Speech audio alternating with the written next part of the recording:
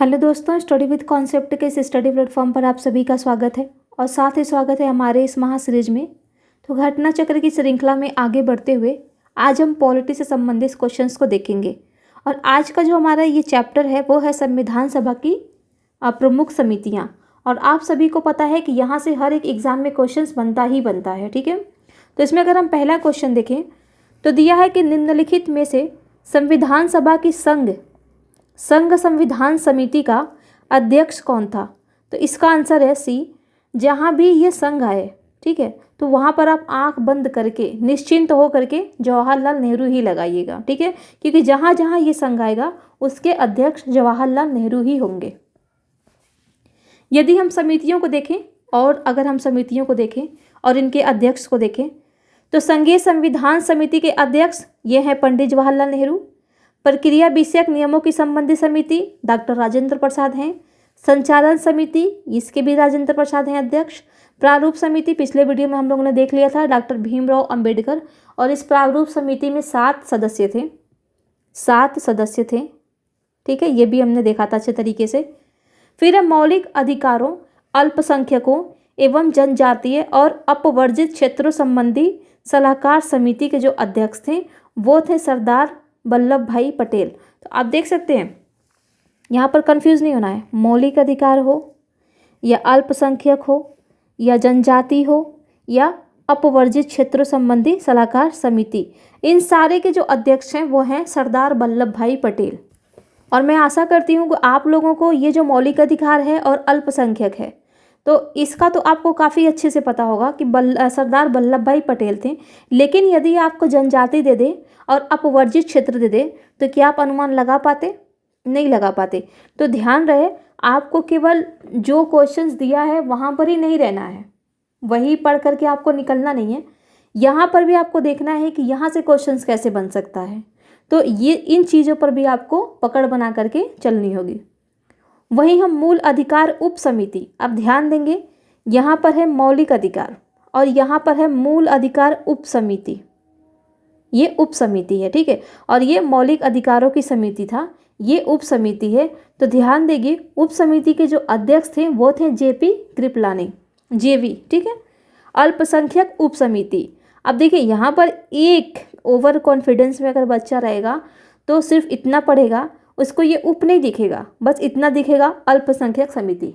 वो तुरंत क्या करेगा यहाँ पर कि सरदार वल्लभ भाई पटेल ऑप्शन में ज़रूर देगा, ठीक है। तो वो क्या करेगा, बिना देखे समझे सीधा उसी पर जाएगा कि वल्लभ भाई थे, हमने तो वल्लभ भाई ही पढ़ा था। और जब घर पे आकर के क्वेश्चन पेपर को मिलाएगा और जब यूट्यूब पे वीडियो देखेगा बच्चा तो आंसर तो भाई यहाँ पर तो जेपी कृपलानी है, ठीक है। तो यही जो छोटी छोटी मिस्टेक होती हैं इसी को आपको ध्यान में रख करके चलना है, ठीक है। और कहते हैं ना कि खुद से पढ़ी हुई चीज़, जब हम खुद से कोई चीज़ पढ़ते हैं तो इतनी बारीकी से नहीं पढ़ते हैं, लेकिन अगला बंदा अगर हमें कोई बताता है तो उन बारीकियों को हम ध्यान में रख करके चलते हैं। तो यही फ़ायदा होता है खुद से पढ़ने का और वीडियो के थ्रू अगर कोई पढ़ा रहा दूसरा बंदा तो उससे पढ़ने का, ठीक है। फिर आते हैं संघीय शक्तियों संबंधी समिति। अब देखिए यहाँ पर संघीय आया ना, तो देखिए पंडित जवाहरलाल नेहरू। फिर आगे है प्रांतीय संविधान समिति, इसके अध्यक्ष हैं सरदार वल्लभ भाई पटेल। तो आप ध्यान देंगे ये बहुत इंपॉर्टेंट है, ठीक है। कार्य संचालन, तो ये है के.एम. मुंशी। तो ध्यान देना है आपको, यहाँ पर है संचालन समिति, लेकिन यदि आ जाए कार्य संचालन संबंधी समिति तो आपको ध्यान देना है इसके जो अध्यक्ष थे वो थे के.एम. मुंशी, ठीक है। फिर अगला क्वेश्चन है संविधान सभा की प्रांतीय संविधान समिति का अध्यक्ष कौन था। देखिए आपको क्वेश्चन भले ही आ रहा हो, उसका आंसर भले ही आपको आ रहा हो, लेकिन आपको बारीकी से क्वेश्चंस को पढ़ के ही आपको आंसर लगाना है और आंसर भी लगाना है। तो ये नहीं कि केवल क्वेश्चन पढ़ लीजिए, चारों ऑप्शन को भी आपको पढ़ना है, ठीक है। तो यहाँ पर है B.R. अम्बेडकर, तो वैसे ही कट जा रहे हैं क्योंकि ये प्रारूप समिति के अध्यक्ष हैं, ठीक है। पंडित जवाहरलाल नेहरू संघ से संबंधित हैं। राजेंद्र प्रसाद ये संचालन समिति से संबंधित हैं। तो हमारे कौन बच रहे हैं, वो बच रहे हैं सरदार पटेल। तो यहाँ पर आंसर होगा डी। अगला है भारतीय संविधान सभा की प्रारूप समिति के अध्यक्ष कौन थे। तो इसको तो बताने की जरूरत है नहीं, पिछले वीडियो में भी हमने देखा था और ऊपर भी हमने देख ही लिया, ये थे डॉक्टर B.R. अम्बेडकर। ये मैं बड़ी परेशान हूँ इस पीडीएफ से, पता नहीं क्यों इसको कट कर दिया ऊपर ऊपर का, कुछ समझ में नहीं आ रहा दूसरा पीडीएफ लाए कहाँ से। तो ये यही क्वेश्चन है सेम, अगर मैं यहाँ पर कट करके इसको लगा देती हूँ, रुक जाइए आप लोग, ठीक है। तो यहाँ पर है कि भारतीय संविधान सभा की प्रारूप समिति के अध्यक्ष थे, तो इसका भी आंसर वही है, भीमराव अंबेडकर, ठीक है। आगे है सूची 1 को सूची 2 से मिलान करनी है, तो यहाँ पर अगर हम देखें तो प्रारूप समिति के अभी हमने देख लिया डॉक्टर बी आर अम्बेडकर। फिर मूल अधिकार का अगर हम देखें तो ये हो गए सरदार पटेल। संघ शक्ति, संघ का तो आपको आंख बंद करके ही करना है, ठीक है। और कार्य संचालन समिति, तो ये हैं के.एम. मुंशी। तो इसका आंसर है ए, ठीक है, इसका आंसर है ए। हालांकि यहाँ पर देखिए ये संचालन समिति का राजेंद्र प्रसाद माना है, लेकिन यहाँ पर हम इसके हिसाब से चलेंगे, यहाँ पर है कार्य संचालन समिति है तो के.एम. मुंशी ही हैं, लेकिन संचालन समिति अगर पूछेगा तो वहाँ पर होंगे राजेंद्र प्रसाद। जैसे यहाँ पर अगर हम ऊपर देखें, अब इसी के आधार पर हम चल रहे हैं आंसर देते हुए, जैसे कि यहाँ पर दिया है कार्य संचालन संबंधी समिति, तो के.एम. मुंशी दिया है, और यहाँ पर केवल दिया है संचालन समिति, तो वो है डॉक्टर राजेंद्र प्रसाद। तो यहाँ पर संचालन समिति तो दिया नहीं है, यहाँ पर दिया है कार्य संचालन समिति, तो इसके अध्यक्ष होंगे के.एम. मुंशी। फिर आगे है संविधान सभा द्वारा स्थापित मौलिक अधिकारों और अल्पसंख्यकों हेतु सलाहकार समिति के अध्यक्ष कौन थे। तो सलाहकार समिति के अध्यक्ष आप सभी को पता है, स्टार्टिंग से पढ़ते आ रहे होंगे और ऊपर भी हमने पढ़ा ही। तो यहाँ पर ध्यान देंगे, एक तो मौलिक अधिकार और एक अल्पसंख्यक, तो इसका हमने पढ़ा था कौन थे, तो ये थे सरदार पटेल। इसमें भी देख लेते हैं एक बार, सरदार पटेल संविधान सभा द्वारा स्थापित मौलिक अधिकारों और अल्पसंख्यकों हेतु सलाहकार समिति के अध्यक्ष थे, जबकि सलाहकार समिति की उप समितियों में मूल अधिकार समिति के अध्यक्ष जो थे वो थे जे.वी. कृपलानी, तथा अल्पसंख्यक उप समिति के अध्यक्ष थे एच.सी. मुखर्जी। तो ये 2 फैक्ट भी आप ध्यान में रख के चलेंगे, हालांकि हमने ऊपर पढ़ लिया, लेकिन बार बार पढ़ने से क्या होगा ना कि चीज़ें यहीं पर याद हो जाएंगी हमको। फिर अब भारतीय संविधान सभा की प्रारूप समिति में कितने अन्य सदस्य थे। तो देखिए यहाँ पर अन्य पूछ रहा है, कुल नहीं पूछ रहा है। जब आपसे पूछेगा कि कुल कितने सदस्य थे तब हमारा आंसर होगा 7, लेकिन यहाँ पर पूछ रहा है कि अन्य, इसका मतलब कि एक को हटा रहा है, अध्यक्ष को हटा रहा है, तो इसका आंसर होगा हमारा बी। देखिए यहाँ पर दिया है कि डॉक्टर बी आर अम्बेडकर की अध्यक्षता में गठित संविधान सभा की प्रारूप या पांडुलेखन समिति। तो देखिए एक हमको और मिल गया, यदि पूछे आपसे कि संविधान सभा की पांडुलिपि समिति में कितने सदस्य थे, संविधान सभा की पांडुलिपि समिति में अन्य कितने सदस्य थे, या संविधान सभा की पांडुलिपि समिति के अध्यक्ष कौन थे, तो यदि आप यहाँ पर ये शब्द नहीं पढ़ पाएंगे तो फिर वहाँ पे कंफ्यूज हो जाएंगे, क्योंकि आप तो यही सोचेंगे ना कि अरे हम तो प्रारूप समिति पढ़ के आए थे, तो ये पांडुलेखन समिति कौन सी आ गई। तो ये ध्यान देंगे। तो यही कह रहा है, इसमें 6 अन्य सदस्य थे, ये थे, अब यहाँ पर इनका नाम दे दिया है, एन गोपालास्वामी अयंगर, फिर है अल्लादी कृष्णा स्वामी अय्यर, के.एम. मुंशी, मोहम्मद शादुल्ला, बी.एल. मित्र एवं डी.पी. खेतान। इनमें से बी.एल. मित्र के स्थान पर एल माधव राव। अब देखिए ये भी क्वेश्चन पूछा हुआ है, पीसीएस में भी पूछा है, ठीक है, और बीपीएससी में भी पूछा है, ये दोनों ही पूछा है, ठीक है, कि किसके स्थान पर कौन आया था। तो आपको ध्यान रखना है कि जब बी.एल. मित्र का वो हुआ था, निधन हुआ था, तो उनके स्थान पर एन माधव आए थे, एन माधव रॉय, तथा जब डी.पी. खेतान की मृत्यु हुई थी तो इनके जगह पर आए थे टी.टी. कृष्णामाचारी, टी.टी. कृष्णामाचारी को इस समिति में शामिल किया गया था। तो आप ध्यान देंगे, अगर इसको यहाँ पर हम समझें कि इसको याद कैसे रखना है, तो देखिए सिंपल सा वो है ना, इसमें तो कोई ट्रिक तो काम नहीं करेगा, बट हाँ यहाँ पर जो मैं अभी समझ पा रही हूँ वो मैं आपको बता रही हूँ कि यहाँ पर देखिए क्या है कि डी.पी. तो डी और पी इस पे भी मात्रा है, ठीक है, बड़ी ई का, और यहाँ भी टी.टी. तो इस पे भी मात्रा है बड़ी ई का, तो 2 मात्रा यहाँ भी है, 2 मात्रा यहाँ भी है। तो इससे आप कर सकते हैं कि डी.पी. खेतान के जगह टी.टी. कृष्णामाचारी आए थे, और यहाँ पर देखिए जो ये है ना BL मित्र, तो BL, तो L देख रहे हैं ना आप, L, तो यहाँ पर है N, यानी यहाँ पर भी कोई मात्रा नहीं, यहाँ पर भी कोई मात्रा नहीं। तो इस तरीके से आप थोड़ा सा इस चीज़ को याद रखने में सक्षम हो जाएंगे। ठीक है, रटेंगे तो फिर वो भूल जाएंगे, कंफ्यूज हो जाएंगे। अगर ऐसे करके वो करेंगे कि हाँ DP खेतान की जगह TT कृष्णामाचारी आए थे, क्योंकि दोनों पर मिल रहा है बड़ी का मात्रा। ठीक है, और यहाँ पर जो है BL की जगह N माधव आए थे, तो यहाँ पर कोई मात्रा ही नहीं आपको मिल रहा। तो इस तरीके से आप याद कर सकते हैं। फिर है कि निम्नलिखित में से कौन संविधान प्रारूप समिति के सदस्य थे। अब ये पूछ रहा है कि इनमें से कौन प्रारूप समिति के सदस्य थे। तो अभी हमने देखा कौन थे, N गोपालास्वामी। जवाहरलाल नेहरू को तो हमने देखा ही नहीं, है ना, उसमें तो हमने पढ़ा ही नहीं। जितने भी थे अय्यर, अयंगकर ऐसे थे। तो अगर हम 2 को एलिमिनेट करते हैं तो 2 ऑप्शन हमारा चला गया। फिर अल्लादी कृष्णस्वामी अय्यर। सरदार पटेल भी कहीं नहीं है, 4 भी हटाइए, आपका आंसर आ गया C। तो आंसर है आपका C। फिर है संविधान पांडुलेखन समिति का निम्न में से कौन सदस्य नहीं था। अब देखिए यहाँ पर आ गया नहीं था, तो साफ साफ यहाँ पर दिख रहा है कि यही नहीं थे, जवाहरलाल नेहरू ही नहीं थे। अगला है संविधान सभा ने डॉक्टर VR अंबेडकर की अध्यक्षता में प्रारूप समिति का गठन कब किया। मोस्ट इम्पॉर्टेंट, क्योंकि ये डेट पूछ लेता है, ठीक है, एग्जाम में। तो इसका जो आंसर है वो है D, 29 अगस्त 1947 को। यहाँ पर अगर हम देखें तो संविधान के प्रारूप पर विचार करने हेतु संविधान सभा द्वारा 29 अगस्त 1947 को संकल्प पारित करके डॉक्टर VR अंबेडकर की अध्यक्षता में प्रारूप समिति का गठन किया गया था। तो वही चीज़ है जो यहाँ पर लिखा हुआ है।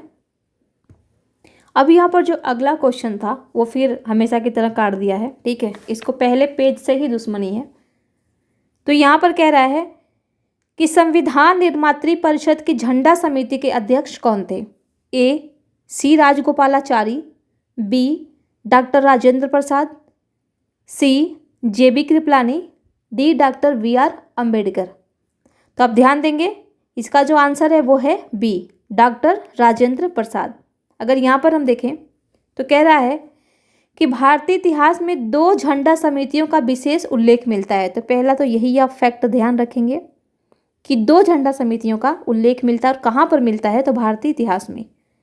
पहला 1 अप्रैल 1931 को कांग्रेस के कराची अधिवेशन में गठित झंडा समिति, जिसके अध्यक्ष सरदार वल्लभ भाई पटेल थे। अब देखिए, अगर पहले का पूछेगा तो वो वल्लभ भाई पटेल थे, और ये कहाँ पर हुआ था, किसमें ये झंडा समिति का गठन किया गया था, तो ये किया गया था कराची अधिवेशन में।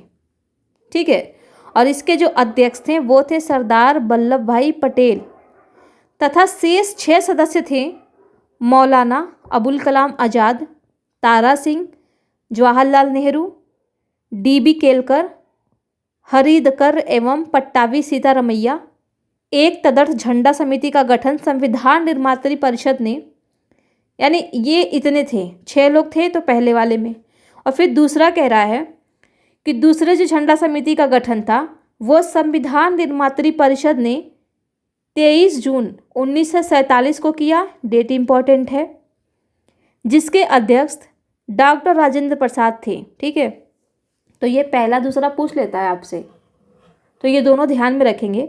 तथा अन्य सदस्य थे अबुल कलाम आज़ाद, सरोजनी नायडू, C राजगोपालाचारी। देखिए ये याद हो तो ठीक है, नहीं तो कोई दिक्कत नहीं है। बस आप इतना ध्यान रखेंगे कि पहला और दूसरा झंडा समिति कहाँ हुआ था, ठीक है, किसके द्वारा गठित किया गया था और इसके अध्यक्ष कौन थे। बस इतना ही आपको ध्यान रखने की ज़रूरत है। बाकी ये सब याद करने की ज़रूरत नहीं है कि इसमें कितने सदस्य थे। जो इम्पोर्टेंट था उसको हमने देख लिया एग्ज़ाम की दृष्टि से, वो हमारा था प्रारूप समिति, उसके सदस्य को हमने अच्छे तरीके से देख लिया। बाकी आपको यहाँ नीचे पढ़ने की कोई ज़रूरत नहीं है। अब आते हैं संविधान सभा का स्रोत के बारे में पढ़ते हैं, इस पे आते हैं। तो कहाँ कहाँ से लिया गया है, यानी हमने कहाँ कहाँ के संविधान से क्या क्या ले करके अपने संविधान को तैयार किया है, उसके बारे में देखेंगे। तो पहला यहाँ पर है, भारत के संविधान में उद्देशिका का विचार लिया गया है। तो उद्देशिका का विचार कहाँ से लिया गया है? तो ये लिया गया है यूएसए से। तो ध्यान देंगे, यूएसए से लिया गया है। यहाँ पर दिया है कि भारत के संविधान में उद्देशिका का विचार संयुक्त राज्य अमेरिका यूएसए के संविधान से लिया गया, जबकि उद्देशिका की भाषा, देखिए यहाँ पर क्या बात है, उद्देशिका की भाषा ऑस्ट्रेलिया के संविधान से ली गई है। तो ध्यान देंगे आप, यहाँ पर यदि पूछता है आपसे उद्देशिका तो वो होगा आपका यूएसए, लेकिन यदि आपसे पूछता है कि उद्देशिका की भाषा कहाँ से ली गई है तो वो लिया गया है ऑस्ट्रेलिया से। ये मोस्ट इम्पॉर्टेंट है, बन सकता है ये क्वेश्चन, कोई ठीक नहीं है कि कहीं से भी ये फैक्ट उठा के आ जाते हैं। दूसरा है, भारतीय राजनीतिक व्यवस्था में इनमें से कौन सर्वोच्च है? सर्वोच्च न्यायालय, संविधान, संसद या धर्म? तो इसका जो आंसर है वो है बी, क्योंकि संविधान से बड़ा हमारे देश में कुछ भी नहीं है। भारतीय राजनीतिक व्यवस्था में संविधान सर्वोच्च है और यही इसकी विशेषता है, ठीक है, भारतीय संविधान की। यही राज्य व्यवस्था के स्वरूप और उद्देश्य का निर्धारण करता है एवं विभिन्न इकाइयों के सृजन का प्रावधान करता है। संविधान से ही शासन के सभी अंग, अधिकार एवं शक्ति प्राप्त करते हैं, ठीक है। तो इसमें तो कुछ याद करने वाला था नहीं। फिर हम आगे आते हैं। भारत में न्यायिक पुनरीक्षण की संकल्पना निम्नांकित देश के संविधान से ली गई है। तो कहाँ से ली गई है? जुडिशियल रिव्यू कहाँ से लिया गया है? तो ये भी लिया गया है हमारा संयुक्त राज्य अमेरिका से। तो यहाँ पर देखिए, भारत में न्यायिक पुनरीक्षण की संकल्पना संयुक्त राज्य अमेरिका के संविधान से ली गई है। इसका आशा है कि सर्वोच्च न्यायालय विधानों एवं आदेशों का न्यायिक पुनर्विलोकन कर सकता है तथा उन विधानों एवं आदेशों को शून्य घोषित कर सकता है जो संविधान के प्रावधानों का उल्लंघन करते हैं। और एक चीज़ और आप ध्यान रखेंगे, ऐसा नहीं है कि सुप्रीम कोर्ट ने जो जजमेंट दे दिया उसका ये पुनर्विलोकन नहीं कर सकता, पुनरीक्षण नहीं कर सकता, कर सकता है, ठीक है। तो ये ध्यान देंगे। फिर आगे है, न्यायिक पुनर्विलोकन की व्यवस्था ए कह रहा है कि केवल भारत में है, बी कह रहा है केवल यूएसए में है, सी कह रहा है कि भारत और यूएसए दोनों में है और डी कह रहा है कि केवल यूके में है। तो अभी हमने देखा दोनों में है, भारत में भी है, यूएसए में भी है। यूएसए तो भारत लिया है यूएसए से ही, तो जाहिर सी बात है दोनों में होगा, ठीक है। अगला क्वेश्चन है, निम्नलिखित में से कौन सा लक्षण भारतीय परिसंघ और अमेरिकी परिसंघ में समान रूप से पाया जाता है, यानी दोनों में समान है?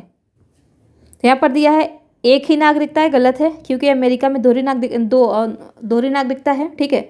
संविधान की 3 सूचियाँ, न्यायपालिका की वैधता, संविधान के निर्वाचन के लिए परिसंघीय उच्चतम न्यायालय, ये सही है, इसका आंसर है डी। यहाँ पर दिया है संविधान के निर्वाचन के लिए परिसंघीय उच्चतम न्यायालय की व्यवस्था भारतीय और अमेरिकी दोनों ही परिसंघों में समान लक्षण है। आगे है, भारत की संघात्मक व्यवस्था निम्नलिखित में से किस देश से संबंधित है? संघात्मक की बात कर रहा है।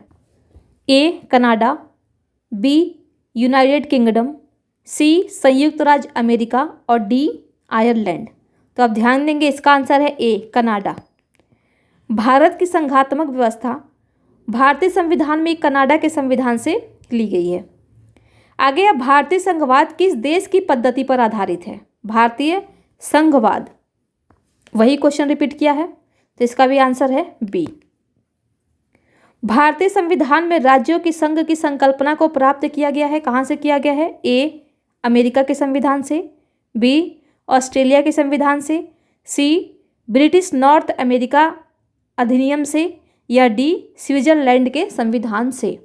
तो इसका जो आंसर है वो है सी ब्रिटिश नॉर्थ अमेरिका अधिनियम से, ठीक है। यहाँ पर देखते हैं, भारतीय संविधान में राज्यों का संघ की संकल्पना British north America act Canada से प्रेरित है। भारतीय संविधान के अनुच्छेद 1 के अनुसार भारत राज्यों का संघ है। तो किसमें कहा गया है? तो ये आर्टिकल 1 में कहा गया है कि भारत राज्यों का संघ है। अगला, भारत के संविधान में सम्मिलित समवर्ती सूची किस देश की देन है? तो ये तो आप सभी को पता है, समवर्ती सूची किस देश की देन है? ये है ऑस्ट्रेलिया की। फिर भारत ने समवर्ती सूची की संकल्पना उद्धृत की है, तो वही है ऑस्ट्रेलिया। Same question. फिर भारत के संविधान निर्माताओं ने 7वीं अनुसूची में वर्णित समवर्ती सूची की अवधारणा को ग्रहण किया है। समवर्ती सूची, तो फिर वही है आपका आंसर बी। फिर अब भारत के संविधान में समवर्ती सूची वही है सेम, इसका भी आंसर होगा डी। भारतीय संविधान में राज्य के नीति निर्देशक तत्वों की संकल्पना किस देश के संविधान पर आधारित है? इसका अगर आंसर हम देखें तो वो है बी। यहाँ पर दिया भारतीय संविधान में राज्य के नीति निर्देशक तत्वों की संकल्पना आयरलैंड के संविधान पर आधारित है। संविधान में इसे भाग 4 में अनुच्छेद 36 से अनुच्छेद 51 तक में उपबंधित किया गया है। आप देख सकते हैं डीपीएसपी जो है वो भाग 4 में है और ये कहाँ से कहाँ तक है, तो आर्टिकल 36 से लेकर के 51 तक। ठीक है, इसको आप ध्यान रखेंगे, ये भी पूछता है, ये इसको तो पीसीएस में पूछा है। ठीक है, यूपी पीसीएस में, तो आप इसको ध्यान देंगे। ऊपर क्वेश्चन छोड़ दिया, इससे मतलब नहीं है, बस इतना आपको ध्यान रखना है कि ये डीपीएसपी बोल रहा है ना कि राज्य के नीति निर्देशक तत्व के निर्माण में योगदान है, तो वो है आयरलैंड। फिर राज्य सभा के गठन में प्रतिभा, अनुभव एवं सेवा को प्रतिनिधित्व देने में भारतीय संविधान निर्माता निम्नांकित उदाहरण से प्रभावित थे। यानी राज्यसभा में जिन जो प्रतिनिधियों का चुनाव होता है वो कहाँ से लिया गया है, तो वो हमारा लिया गया है कनाडा से। सॉरी, इसमें मैं ही कंफ्यूज हो गई, इसका है ए। तो यहाँ पर दिया है राज्यसभा के गठन में प्रतिभा, अनुभव एवं सेवा को प्रतिनिधित्व देने यानी नामांकन के द्वारा भारतीय संविधान निर्माता आयरिश, इसी को कहते हैं आयरलैंड, गणतंत्र से प्रभावित हुए थे। अब यहाँ पर सूची 1 को सूची 2 में मिलान करने के लिए दिया है, इसको देख लेते हैं। तो यहाँ पर सूची 1 में दिया है कि भारत के संविधान के लक्षण, और 2 में दिया है कि किस देश से गृहीत है, यानी किस देश से लिया गया है। तो मूल अधिकार, तो मूल अधिकार आप सभी को पता है कहाँ से लिया गया है, यूएसए से। ठीक है, फिर कह रहा है भारत की संसदीय प्रणाली, तो ये आपका लिया गया है यूके से। फिर आपात उपबंध, तो ये लिया गया है जर्मनी से। और राज्य के नीति निर्देशक तत्व, तो ये लिया गया है आपका आयरलैंड से। तो देखते हैं ए का 2, तो ये हमारा कट गया। ए का 2 यहाँ भी है, ए का 2 यहाँ भी है। फिर है बी का 1, तो बी का 1 हमारा सिर्फ इसी में दिख रहा है, ये हमारा है। सी का 4, तो सी का 4, और डी का 3, तो डी का यहाँ पर 3। तो इस तरीके से हमारा आंसर है सी। अब यहाँ पर भी दिया प्रावधान और स्रोत कहाँ से लिए गए हैं, तो मौलिक अधिकार। यहाँ पर मैं काम करती क्वेश्चन लिख देती हूँ, पहले पूछा क्या है। तो यहाँ पर दिया है कि निम्नलिखित में से कौन सा एक युग में सही सुमेलित नहीं है, तो नहीं है को आपको ढूंढना है। ठीक है, तो हमने देखा अभी कि मौलिक अधिकार ये कहाँ से लिया गया है, संयुक्त राज्य अमेरिका से।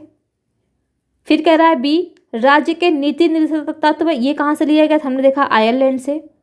केंद्र की अवशिष्ट शक्तियाँ, अभी देखिए ये नहीं पता कि कहाँ से लिया गया है, इसको भी रखते हैं साइड में, इसको देख लेते हैं डी वाले को।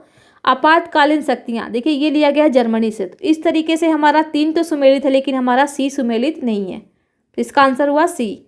यहाँ पर दिया है कि भारतीय संविधान में कनाडा के संविधान से सशक्त केंद्र के साथ संघीय व्यवस्था, अवशिष्ट शक्तियों का केंद्र में निहित होना, यानी यह कहाँ से लिया गया है, कनाडा से लिया गया है। ठीक है, केंद्र द्वारा राज्यपालों की नियुक्ति, ये भी लिया गया है कनाडा से।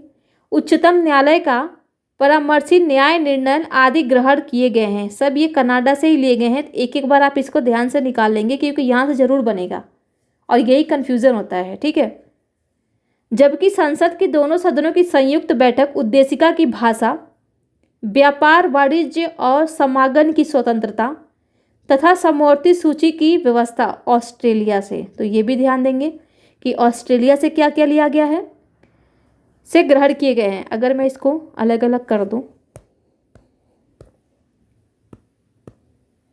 अगर इसको मैं अलग अलग करूं, तो कनाडा से क्या क्या लिया गया है, तो एक तो लिया गया है सशक्त केंद्र के साथ संघीय व्यवस्था, अवशिष्ट शक्तियाँ और केंद्र राज्यपालों की नियुक्ति, उच्चतम न्यायालय का परामर्शी न्याय निर्णय आदि ग्रहण किया गया है।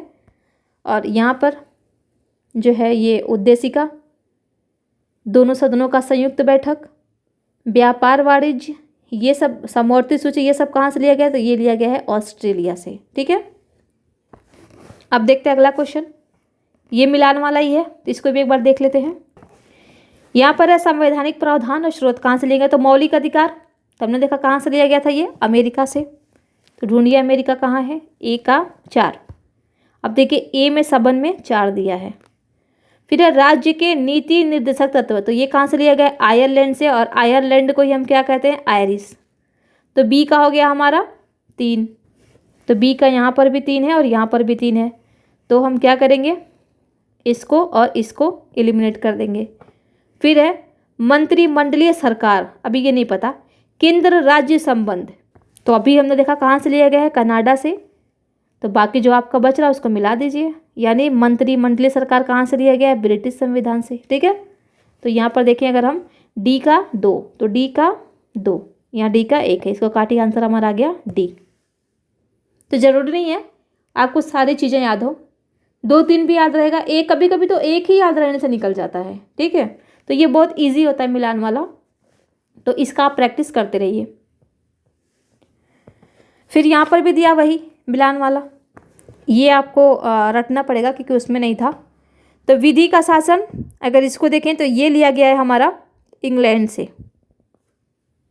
फिर है अगला विधि द्वारा स्थापित प्रक्रिया, तो ये हमारा जो लिया गया है ये लिया गया है जापान से। विधि द्वारा स्थापित प्रक्रिया लिया गया है जापान से। फिर राष्ट्रपति के विचारार्थ राज्यपाल द्वारा विधेयक सुरक्षित रखना, ये कहाँ से लिया गया है? तो ये लिया गया हमारा कनाडा से। और विस्तृत उभयनिष्ठ सूची ये लिया गया है वही ऑस्ट्रेलिया से। ठीक है, तो इस तरीके से अगर हम देखें तो ए का 2, तो ए का हमारा 2 इसमें भी है, इसमें भी है। बी का 3, तो बी का 3 देखिए सिर्फ यहाँ है, जिसका तरीके से आंसर हमारा हो गया डी।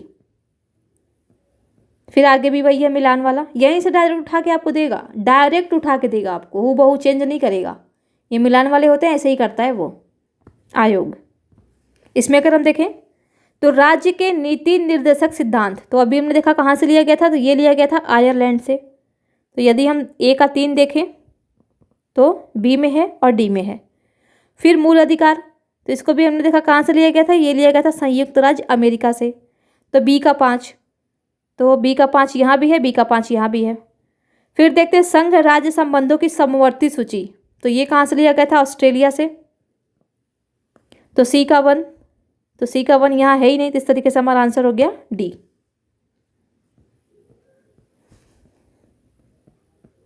फिर देखते हैं अगला, भारतीय संविधान में मौलिक कर्तव्यों का विचार लिया गया है। ध्यान देंगे ये मौलिक कर्तव्य की बात कर रहा है। ठीक है, ए अमेरिकी संविधान से, बी ब्रिटिश भारतीय संविधान से, सी रूस के संविधान से, या डी फ्रांस के संविधान से। तो इसका आंसर है सी रूस, या फिर दे आपका पूर्व सोवियत संघ, तो इन दोनों में से कोई भी दे और पूछे कि मौलिक कर्तव्य का विचार लिया गया है, तो वही आंसर होगा। ठीक है, यहाँ पर दिया है मूल कर्तव्य अनुच्छेद 51 क, ध्यान देंगे यहाँ पर क 51 क मूलतः अंगीकृत संविधान के भाग नहीं है, ये संविधान के भाग नहीं है। इन्हें 42वें संविधान संशोधन 1976, तो ध्यान देंगे 42वां संविधान संशोधन कब हुआ था? तो 1976 में हुआ था, द्वारा सम्मिलित किया गया। ये मूल कर्तव्य पूर्व सोवियत संघ के संविधान से लिए गए हैं। ठीक है, अगला है कथन और कारण दिया है कि भारत का संविधान सबसे अधिक लंबा हो गया है क्योंकि मौलिक अधिकारों का अध्याय अमेरिकन संविधान के मॉडल से लिया गया है। ए दिया है, ए तथा आर दोनों सही हैं तथा आर ए की सही व्याख्या है। बी दिया है, ए आर दोनों सही हैं परंतु आर ए की सही व्याख्या नहीं है। सी दिया है, ए सही है परंतु आर गलत है। और डी दिया है, ए गलत है परंतु आर सही है। तो इसमें कॉमन सेंस लगाने वाली बात है कि कोई भी किसी भी देश का संविधान वो इसलिए लंबा थोड़ी ना होगा कि भाई कहीं और से आप विचारों को या फिर कह सकते हैं स्रोतों को ले रहे हैं, क्योंकि भाई किसी देश का संविधान अपने देश में परिस्थितियों के हिसाब से बदलेगा ना, वो छोटा बड़ा तो उसी हिसाब से होगा। ठीक है, तो ये पूर्णतः सही नहीं है, तो इस तरीके से हम झुठला भी नहीं सकते कि ये मतलब अधिक लंबा हो गया, सही है क्योंकि लिया गया था तो अधिक लंबा होगा ही, लेकिन अगर हम इसका एकमात्र इसी कारण को लेकर के हम इसकी व्याख्या नहीं कर सकते। तो इस तरीके से इसका जो आंसर होगा वो होगा बी। दोनों सही हैं लेकिन ये सही व्याख्या नहीं कर रहा। यहाँ पर दिया है कि भारत का संविधान विश्व का सबसे बड़ा संविधान है। इसमें 22 भाग, ध्यान देंगे, 395 अनुच्छेद तथा 12 अनुसूचियाँ हैं। इसमें मौलिक अधिकारों का अध्याय अमेरिका के संविधान के मॉडल से लिया गया है, परंतु मात्र मौलिक अधिकारों की वजह से ही भारतीय संविधान लंबा नहीं हुआ। ठीक है, तो यही चीज़ यहाँ पर बोल रहा है, तो इसको एक बार आप देख लेंगे अच्छे से। अगला है, भारतीय संविधान में सन्निहित मूल अधिकारों की अवधारणा किस देश के संविधान से ग्रहण की गई है? तो मूल अधिकार ही पूछ रहा है, तो कहाँ से लेगा? संयुक्त राज्य अमेरिका से। इस क्वेश्चन को छोड़ दीजिए, यही है मूल अधिकार की ही बात कर रहा है ये भी। फिर मूल मौलिक अधिकारों की अवधारणा ली गई है, तो वही क्वेश्चन है सेम। निम्नलिखित संविधान का प्रारंभ किस देश से हुआ? लिखित संविधान का प्रारंभ किस देश से हुआ? तो इसका आंसर है डी, अमेरिका से। संयुक्त राज्य अमेरिका का संविधान प्रथम पूर्ण लिखित संविधान है। यह विश्व का सबसे छोटा लिखित संविधान है जिसमें मात्र 7 अनुच्छेद शामिल हैं। वहीं भारत का संविधान विश्व का सबसे बड़ा लिखित संविधान है जिसमें 395 अनुच्छेद शामिल हैं। तो आज यहीं तक हम रहने देते हैं, बाकी देखेंगे अगले वीडियो में क्योंकि ये इंपॉर्टेंट है। तो इसी के साथ इस वीडियो को यहीं समाप्त करते हैं। आप सभी को बहुत बहुत धन्यवाद।